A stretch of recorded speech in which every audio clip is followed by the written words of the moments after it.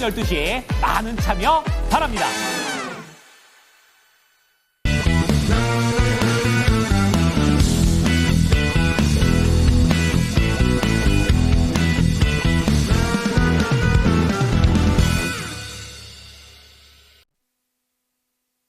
코스닥이 상승 전환을 했습니다. 현재 0.2% 오름세를 보여주고 있고요.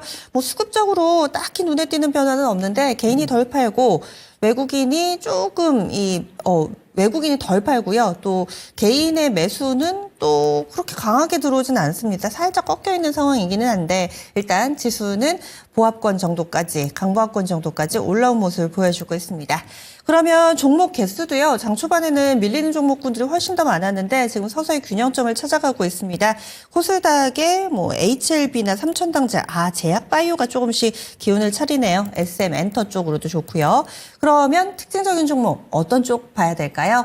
콕 집어 6종목 알려드립니다. 짬상시크릿 미리 보기, 오늘 미르경제연구소 정태근 이사 만나보시죠. 네, 반갑습니다. 정태근 이사입니다. 일단 시장부터 짧게 코멘트를 좀 드리면은 미국 증시가 하락을 하더라도 크게 걱정하지 마십시오. 왜냐하면은 지금이 만약에 지수 대형주 장세였다라면은 아마 미국 증시 반응성에 따라서 지수가 큰 변동성을 보이겠지만 지금은 누가 보더라도 이슈, 테마에 의한 중소형주 종목 장세입니다. 그렇기 때문에 종목들이 어떤 이슈, 오늘 아침쪽 같은 경우는 이재명 테마가 상대적 강세를 보이는데 이런 현상들이 지수를 현재 방어하고 있기 때문에 너무 걱정하실 필요는 없을 것 같습니다. 그렇기 때문에 시장 하락은 제한될 수밖에 없거든요. 그래서 일단은 종목 그리고 시장의 어떤 섹터 흐름, 테마 흐름 이런 것들을 조금 더 집중해서 보시면 좀 이제 마음이 편해지시지 않으실까 이렇게 말씀드리면서 시작하도록 하겠습니다. 자, 첫 번째 종목은 이제 브릿지 바이오 테라피틱스라는 종목입니다. 법자선 비용 문제를 해가지고 이제 관리 종목에 지정이 됐음에도 불구하고 최근에 주가 상승이 상당히 가파르게 좀 이뤄지고 있는 상황들입니다. 내년까지 이 사유를 해소하지 못하게 되면은 정말 재수없으면 상장 폐지도 갈 수 있는 그런 이슈인데 그럼에도 불구하고 주가는 반대로 가고 있어요. 이럴 때 참 주식이 어렵다는 얘기를 하는 거거든요. 그래서 이럴 때는 어떻게 실마리를 풀어야 되냐면 어떤 종목에 대해서 어떤 이슈에 영향을 받고 있는지 그 이슈가 긍정적인 이슈인지 부정적인 이슈인지 이런 부분을 보셔야 될 것 같아요. 브릿지 바이오 테라피틱스 같은 경우는 지금 관리 종목으로 지정이 됐음에도 불구하고 특발성 폐섬유증 치료제 후물질 임상 이상 톱라인 발표가 기대가 된다는 그런 말 그대로 기대감들 때문에 주가 계속 우상향하는 것 같아요. 지금 임상 이상 다음 달에 발표 예정이거든요. 그래서 아마 그런 것들 때문에 좀 이끌어주고 있는 것 같고요. 그리고 최근에 임상 관련된 소식 있는 기업들이 주가 흐름이 상당히 좀 괜찮습니다. 물론 HLB라든지 알테오젠 이런 것들이 좀 안 좋긴 하지만 그럼에도 불구하고 그런 모멘텀 있는 종목들이 괜찮은 흐름이 나오고 있기 때문에 아마 브릿지 바이오 테라피틱스 같은 경우도 그런 흐름이지 않나라고 좀 생각을 하고 있습니다. 그래서 가지고 계신 분들 정말 축하드리고 날짜를 보게 되면 3월 11일을 기점으로 해서 제가 볼 때는 지지 라인이 지지 이평선이 5일전으로 좀 바뀐 것 같습니다. 그래서 가지고 계신 분들은 5일 이평선 대응 하시는 게 좋을 것 같다는 말씀 드릴 수 있을 것 같고요. 그리고 오늘 아침 쪽에 제일약품도 강세고 이 온코닉 테라피틱스 요 종목도 장중반 강세입니다. 지금 이제 11%까지 강세를 보였다가 지금 3.7%로 상승폭이 좀 축소가 되는데 이 회사 같은 경우는 최근에 이제 3월 18일 상한가가 나왔었죠. 3월 18일 상한가 나오고 난 다음에 이제 최근에 거래량이 실려주게 되면서 상승이 나온 상황인데 최근에 이제 최근 3거래 강세 이유를 보게 되면은 자큐보라는 위식도 역류질환 치료제라는 게 있습니다. 그거에 대해서 이제 기술 이전을 했고, 그래서 중국에서 이제 마일스톤이 수령이 되게 되고, 이제 중국에 이어가지고 미국이라든지 브라질이라든지 동남아 쪽으로도 기술 이전 추가 계약을 추진하겠다. 이런 얘기들이 나오게 되면서 최근에 흐름이 좀 괜찮아지고 있습니다. 첫 번째 종목인 브릿지 바이오 테라피틱스 그리고 온코닉 테라피틱스 이런 종목들이 결국 이제 글로벌 중심으로 해가지고 이제 기술 이전이라든지 이런 소식들이 있고 그리고 임상에 관련된 소식들이 있고요.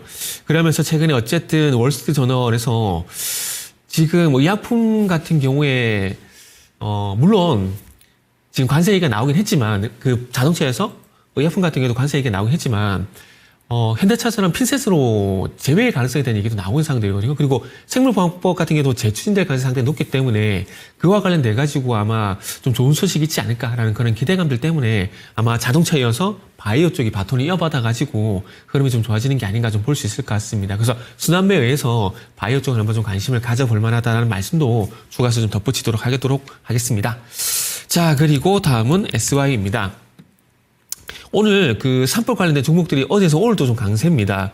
그래서 지금 이제 테마 상위를 보게 되면 모듈러 주택 관련돼 가지고 자연과 환경이 21%, SA가 13%가량 현재 강세를 보이고 있는 상황인데, 일단 이재명 대표가 이제 사법 리스크를 해소하고 난 바로 다음 날 이제 안동을 방문해 가지고 이제 조립식 주택이라도 신속히 지원을 해야 된다는 얘기를 했는데, 아마 그런 것들도 좀 영향을 주고 있는 것이 아닌가 좀 볼 수 있을 것 같아요. 이게 주된 요인인 것 같고요.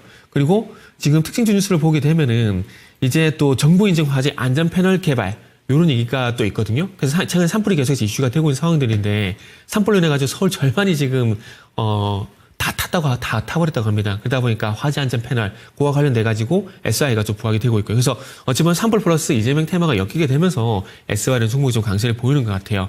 근데 만약에 대선 테마가 엮이게 된다라면은 제가 말씀드려도 안 드려도 잘 아시겠지만 단기 테마라 봐야 되겠죠. 과거에 이제 포항에서 지진이 발생이 되게 되면서 삼양혜택 같은 지진 관련된 종목들이 강세를 보이지만 단기에 끝이 났습니다. 그런 사례를 참고해 봤을 때 지금 SI 같은 경우도 산불 테마 단기적으로 끝이 날 가능성이 있기 때문에 그런 부분들은 염두에 좀 두시는 게 좋을 것 같다라는 말씀을 좀 드리고 싶고요. 자, 그리고 게임 중 데브시터즈를 할까, 요 종목을 할까 좀 고민했었는데, 다음 종목은 이제 크래프톤입니다. 어제 이제 그 자사주 매입, 발표를 했는데, 자사주 매입, 물론, 호재인데, 그 호재가 길게 갈 거냐, 짧게 갈 거냐라는 우리가 판단을 좀 해야 되는데, 짧게 간다고 봐야 되지 않을까요? 왜냐하면 자산주를 무한대로 매입을 할 수는 없잖아요. 물론 3천억이 작은 금액은 아니지만은 이게 계속해서 지속이 될 것인가. 이건 조금 다시 한번 생각해 봐야 될 문제거든요. 그러다 보니까 아마 뭐 주가 반응이 그게 크진 않은 것 같아요. 왜냐하면 또 이제 주가가 14만원대에서도 34만원대까지 또 올라온 것도 있거든요. 그래서 그런 부분을 감안해 보게 되면은 아마 위치 때문에 좀 반응이 좀 약한 게 아닌가 생각이 좀 듭니다. 그리고 최근에 뭐 주가는 보신 바와 같이 31만원에서 35만원 구간 사이에 박스권 묶여있는 부분들 또 확인을 할 수가 있고요. 그래서 소위 말하는 박스권 대응 하시라는 말씀을 드리도록 하겠습니다. 자, 다음은 현대차입니다. 어쨌든 사후관세 얘기가 나오게 되면서 이제 자동차 현대차가 2.7%가량 하락을 하고 있는 상황입니다. 근데 보신 바와 같이 자동차 같은 경우에 현대차 같은 경우 지금 하락 출발했지만 시가 대비 상승으로 전환시키고 있거든요. 그런데 삼성전자 흐름을 좀 참고할 필요가 있을 것 같아요. 왜냐하면 삼성전자 같은 경우도 2월 달에 강세를 보였다가 살짝 눌렸다가 다시 올라갔거든요. 지금 오늘도 이제 상승 전환시키고 있잖아요. 아마 자동차도 제가 봤을 때는 그렇게 될 가능성이 상당히 높다라고 봐져요. 그러면 3월 24일 날 매수를 못 하신 분들 같은 경우는 지금 삼성전자처럼 조정이 나오게 된다라면은 다시 이제 상승이 나온다는 전제를 깔았을 때, 가정을 했을 때 저가 매수할 수 있는 기회라고 생각이 들어요.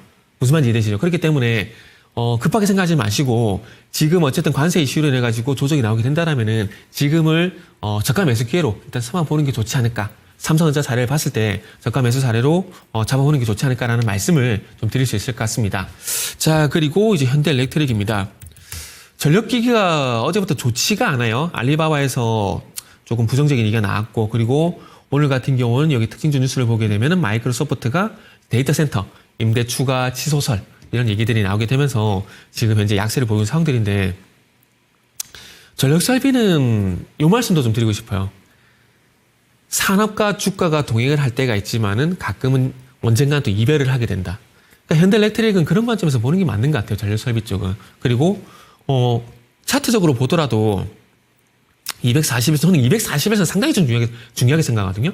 근데 오늘 만약에 241선까지 이탈을 하게 된다라면은 당연한 얘기지만 추가 하락이 나올 수밖에 없을 것 같아요. 그리고 지금 가격대를 보게 되면은 그동안 3월달 이후에 32만 5천 원이 G라인으로 작용이 됐었거든요. 근데 그 자리를 오늘 갭으로 또 이탈을 하려고 해요.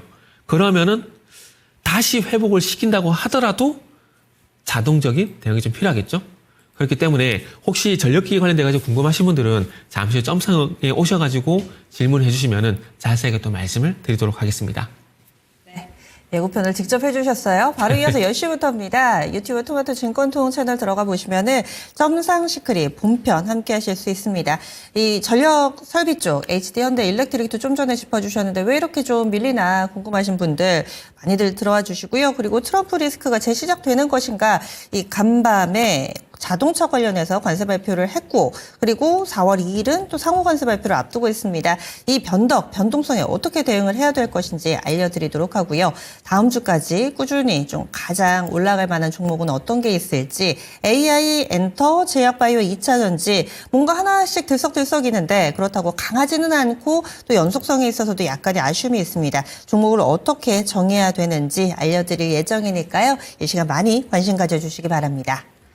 12시에는 증권 통팟 있습니다. 퀴즈쇼 10문제 다 맞추시면은 상금을 고루고루 나눠 갖는 그런 시스템이죠. 화면에 나가는 QR코드 스캔해 주시면은 프로그램의 안내와 또 참여 방법 알려드리고 있습니다. 오늘 힌트 나갑니다. 오늘의 힌트는요, 바로 이 단어입니다. 가족인데 가족과 관련된 문제가 나올 예정입니다. 저도 전혀 가늠이 안 됩니다. 오늘 뉴스 가운데서 뭐 가족의 날 이런 게 있나 싶어서 찾아봤는데 그건 아니었고요. 뭐 가족에 대한 호칭, 우리나라만의 그런 가족의 호칭이 있죠. 이런 걸까도 조심스럽게 예상을 해보고 어떤 문제가 나올지 여러분들 12시 함께 푸시면 확인해 보실 수 있습니다. 증권 통팟도 많이 참여해 주시기 바랍니다. 지금까지 다양한 투자 판단에 대한 도움 말씀드렸습니다. 종목의 상승 하락을 보장하지는 않습니다. 오늘 성공 투자하세요. 고맙습니다.